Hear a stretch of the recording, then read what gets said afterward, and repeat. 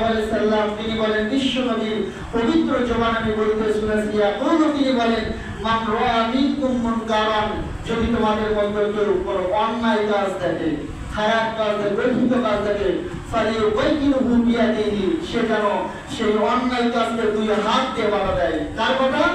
বিশ্বনবীর কথা। দুই নম্বর নবীজি বলেন, ফাইল্লাম ইয়াস্তাতি, যদি দুই হাত দিয়ে বাধা দেওয়ার মতো শক্তি ক্ষমতা তোমাদের না থাকে, তাহলে ফাবিলিসানি, তাহলে তোমাদের কথা দ্বারা জবাব দ্বারা ওই অন্যায়কে তোমরা প্রতিহত করো। এই হলো রাসূলের ফর্মুলা।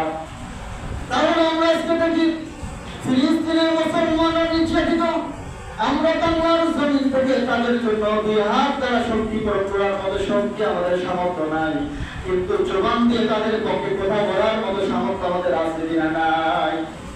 কারণ আমরা দেখেছি মুসলমান আমাদের বাংলাদেশে ফিলিস্তিনের পক্ষে স্লোগান দিচ্ছে, আমাদের স্লোগান দিতে হবে ফিলিস্তিনের পক্ষে, বাংলার জমিন থেকে কথা বলতে হবে। কারণ নবীজি বলেছেন, যদি হাত দ্বারা তোমরা সাহায্য করতে না পারো, বাধা দিতে না পারো, কমপক্ষে জবান দিয়ে অন্যায়ের বিরুদ্ধে কথা বলো। ফিলিস্তিনে ইসরায়েল হামলা করে, আমরা জবান দিয়ে ইসরায়েলের বিরুদ্ধে কথা বলবো, ফিলিস্তিনের পক্ষে কথা বলবো। পুরো বিশ্ববাসীর কাছে আমরা আবেদন করবো, ফিলিস্তিনের উপর যে হত্যাযজ্ঞ চালানো হচ্ছে, যে অন্যায় করা হচ্ছে, অন্যায় যদি তোমরা বন্ধ না করো, আমরা তাম বিশ্বের মুসলমানদের কাছে 200 কোটি আমরা বসে থাকবো না, আমরা একত্রিত হয়ে আমরা জিহাদের ঘোষণা দেবো, ইসরায়েলের ইহুদিদের পক্ষে আমরা যুদ্ধে জিহাদে লিপ্ত হবো, ঠিক কিনা? এটা করতে হবে আমাদের। ফাইল্লাম লিসানিহি, তোমরা জবান দিয়ে প্রতিহত করো, কথা বলো। বিশ্বনবী জানিয়ে দিলেন, যদি কথা বলার মতো ক্ষমতা না থাকে, কারণ ইতিপূর্বে আমাদের ছিল, আমরা কথা বলতে পারি নাই, আমাদের কথা বলাটা বন্ধ করে রেখেছিল।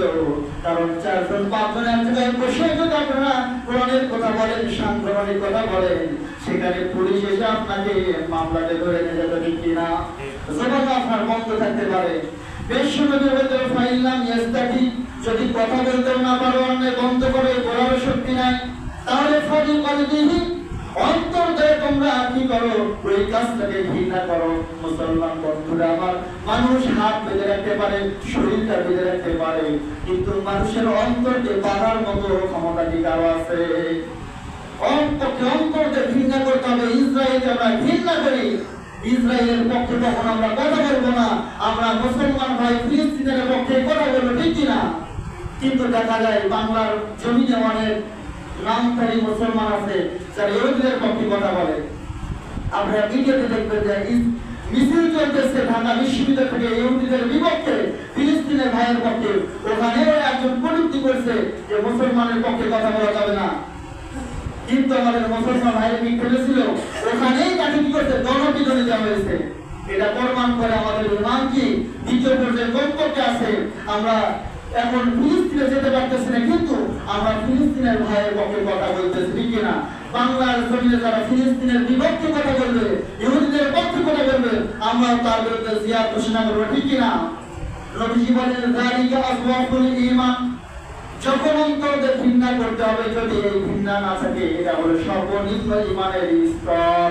তাহলে ঈমানের 3টা স্তর আছে। এক নাম্বার, ফার্স্ট ক্লাস ঈমান হলো যুদ্ধ শুরু হয়েছে মুসলমানদের বিরুদ্ধে, বাতিল শক্তি যুদ্ধ করতেছে। ফার্স্ট ক্লাস যারা ইমানদার, তারা সরাসরি জিহাদে অংশগ্রহণ করবে, হাত দ্বারা যুদ্ধ শুরু করবে, অস্ত্র ধারণ করবে। এটা হলো 1 নাম্বার, ফার্স্ট ক্লাস ইমানদার। কিন্তু সেই সামর্থ্য নেই। 2 নাম্বার, স্লোগান হবে, মুখে কথা হবে, প্রতিবাদ হবে, যেটা অন্যায়, অন্যায়ের পক্ষে আমি কখনো থাকবো না, অন্যায়ের বিরুদ্ধে কথা বলবো। এটা হলো দ্বিতীয় স্তরের ইমান, ঠিক কিনা?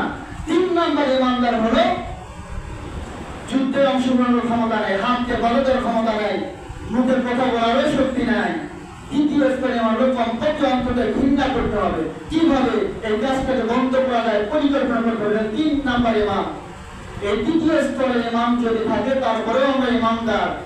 এরপরে ইমানের আর কোনো স্তর নাই। যারা সরাসরি অংশগ্রহণ করে না, হাত দ্বারা বাধা দেয় না, মুখেও কথা বলে না, এবং অন্তরে ঘৃণাও করে না, এই 3 শ্রেণীর পরবর্তী শ্রেণী যারা, এরা ইমানদার না, এরা কি? ইমানই নাই, বেঈমান কাফের, সে যেই হোক। সম্মানিত মুআজ্জাজ মুহতারাম, কেন মুসলমানদের বিরুদ্ধে এত নির্যাতন, কেন তাদেরকে হত্যা করা হচ্ছে, এত নির্যাতন করা হচ্ছে, আল্লাহ তাআলা পবিত্র কালামের মধ্যে ঘোষণা দিয়ে দেয়, ওয়া মা নাকামু মিনহুম ইল্লা আন ইউমিনু বিল্লাহিল আজিজিল হামিদ আল্লাযী লাহু মুলকুস সামাওয়াতি ওয়াল আরদ ওয়াল্লাহু আলা কুল্লি শাইইন শাহীদ। আল্লাহু আকবার। আল্লাহ তাআলা বলেন, ওয়া মা নাকামু মিনহুম, কেন তাদেরকে মুসলমানদের হত্যা করা হয়, নির্যাতন করা হয়? এর কারণ কি? ইল্লা আইয়ুমিনু বিল্লাহিল আজিজিল হামিদ, এর একমাত্র কারণ তারা বলে আমরা ঈমান এনেছি আল্লাহর প্রতি। কোন আল্লাহ? যে আল্লাহ পরাক্রমশালী, আল হামিদ, প্রশংসা পাওয়ার যোগ্য। ওই আল্লাহর প্রতি মুমিনরা যখন বলে আমরা ঈমান এনেছি আল্লাহর প্রতি, যে আল্লাহর এত ক্ষমতা, এত শক্তি, ওই আল্লাহর সমস্ত প্রশংসা পাওয়ার যোগ্য, প্রশংসার অধিকারী, এই কথা বলার কারণেই মুসলমানদের বিরুদ্ধে কাফিররা নির্যাতনের স্টিমরোলার চালায়, ঠিক কিনা? আল্লাহ সূরাতুল বুরুজের মধ্যে জানায় দেন যে কেন মুসলমানদেরকে নির্যাতন করা হচ্ছে, হত্যা করা হচ্ছে, একমাত্র কারণ হলো মুসলমানরা বলে আমরা ঈমান এনেছি আল্লাহর প্রতি, ঠিক কিনা? আমরা কার প্রতি ঈমান এনেছি? আল্লাহর প্রতি। আমি আস্তে আস্তে চিন্তা করলাম যে বাংলার মুসলমান আমরা ইসলামের স্লোগান দেই।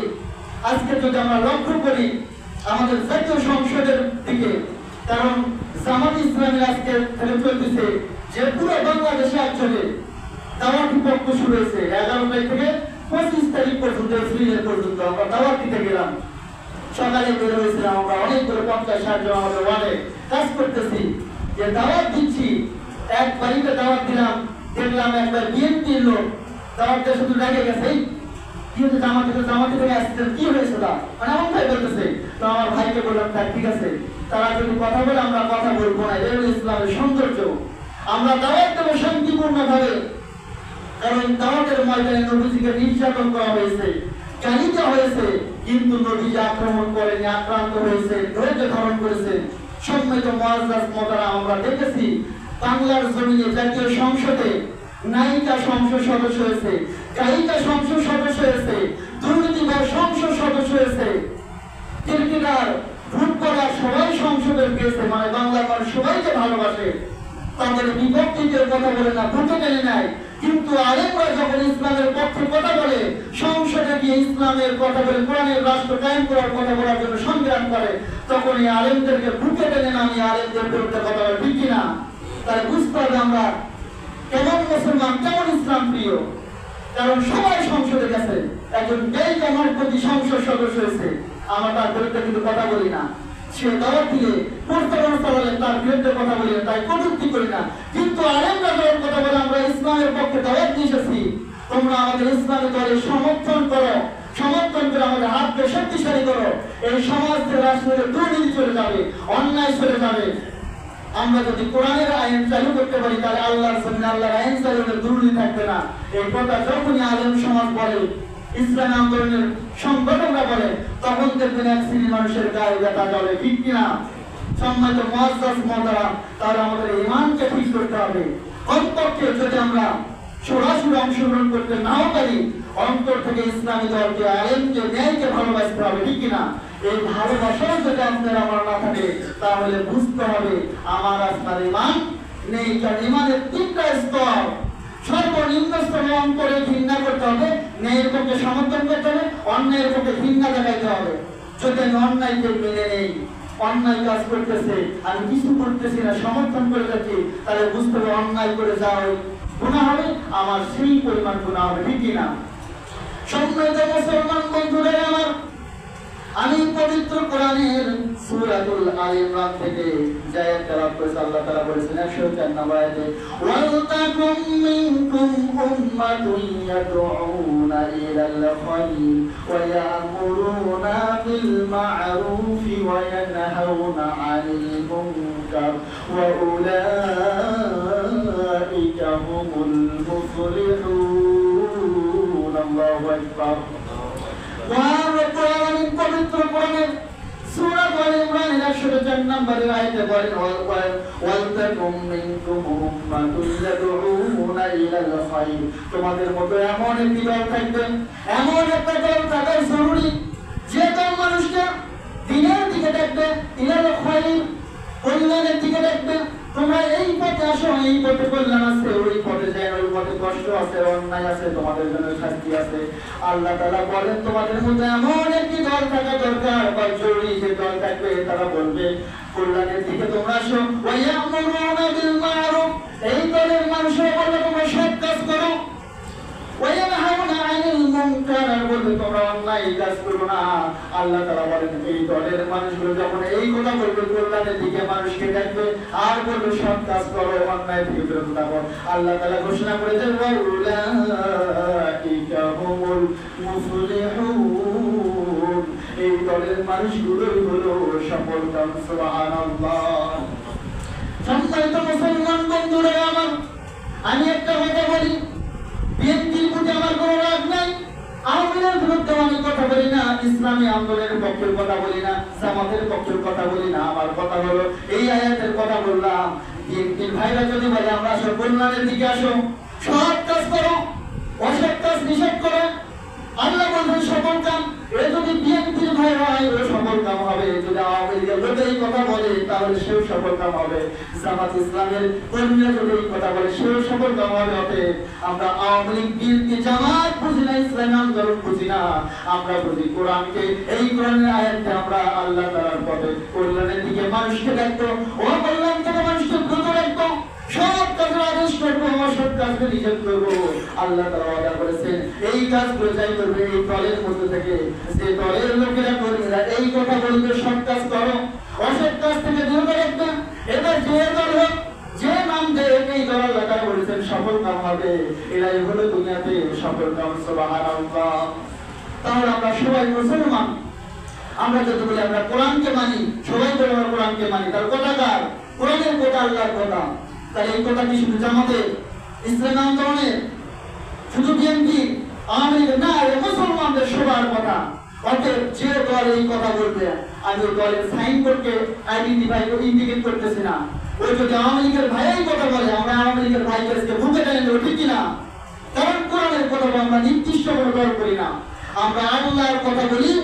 নেতা হিসেবে নবীজির নেতা নেতৃত্ব মেনে নিয়েছি, অতএব আল্লাহর কথা যে বলবে। কারণ বিশ্ব নবী আল্লাহর কথা জবাব দিয়েছেন আবু জেহেলকে। আল্লাহ নবী বলেছেন আবু জেহেল যদি কালেমা গ্রহণ করে, আবু জেহেল ইসলামের শত্রু, ওই শত্রুতা ভুলে যদি কালেমা গ্রহণ করে, আমি আবু জেহেলকে আমার বুকে টেনে দেবো। সুবহানাল্লাহ। ওমর ইসলামের বিরুদ্ধে শত্রুতা করতেছে, নবীকে হত্যার জন্য দাঁড়িয়ে গেছে। বিশ্ব নবী দোয়া করলেন ইয়া রব্বে কাবা, ইসলামের দুই শক্তি, ইসলামের পক্ষে একটা দেন হয় আবু জেহেল ইবনে হিশাম অথবা খাত্তাবের পুত্র ওমরকে আমার দলে আপনি দিয়ে দেন। সুবহানাল্লাহ। নবীজি দোয়া করলেন, রাতের বেলা কান্না করে দোয়া করলেন তাহাজ্জুদের সময়। 2 থেকে 3 দিন পর আবু জেহেল সিদ্ধান্ত গ্রহণ করলো, কে আসো তাইয়ে যাও, মুহাম্মদ ইবনে আব্দুল্লাহকে যদি হত্যা করতে পারো তোমাদেরকে পুরস্কৃত করা হবে।